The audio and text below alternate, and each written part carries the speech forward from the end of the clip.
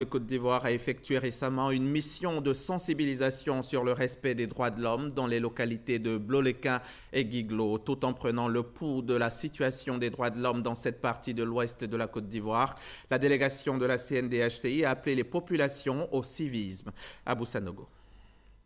La Commission nationale des droits de l'homme de Côte d'Ivoire, en mission de sensibilisation au respect des droits de l'homme dans les localités de Guiglo et de Blolequin.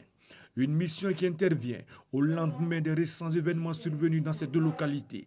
À cette occasion, la présidente de la Commission nationale des droits de l'homme de Côte d'Ivoire, Nabisata Sangari, a invité la population au civisme et au respect à la vie, à la santé, à l'éducation, à la paix et à la sécurité. Un parent qui enlève son enfant de l'école pour la marier forcée, c'est interdit en Côte d'Ivoire. L'excision ne doit pas se faire, ne doit plus se faire parce qu'il y a une loi depuis 1998 qui interdit ça. Celui qui fait l'excision, il est puni par la loi.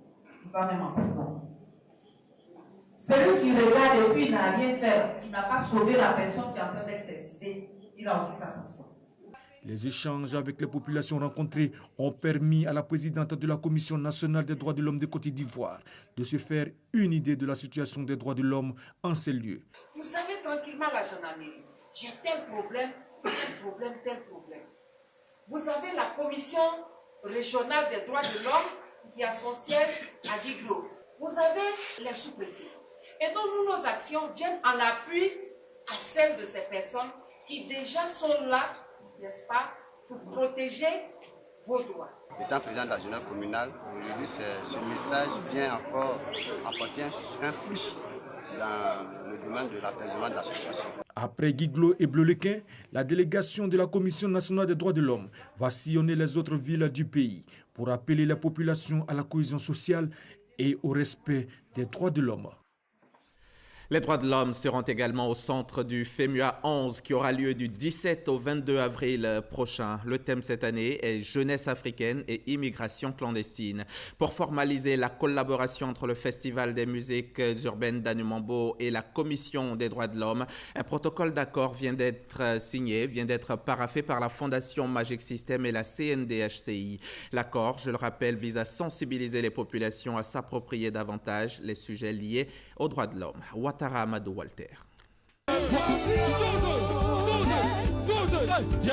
Depuis 2017, la Fondation Magic System et la CNDHCI, Commission nationale des droits de l'homme de Côte d'Ivoire, se sont unis pour promouvoir les droits de l'homme pendant le Festival des musiques urbaines d'Anumambo, FEMUA.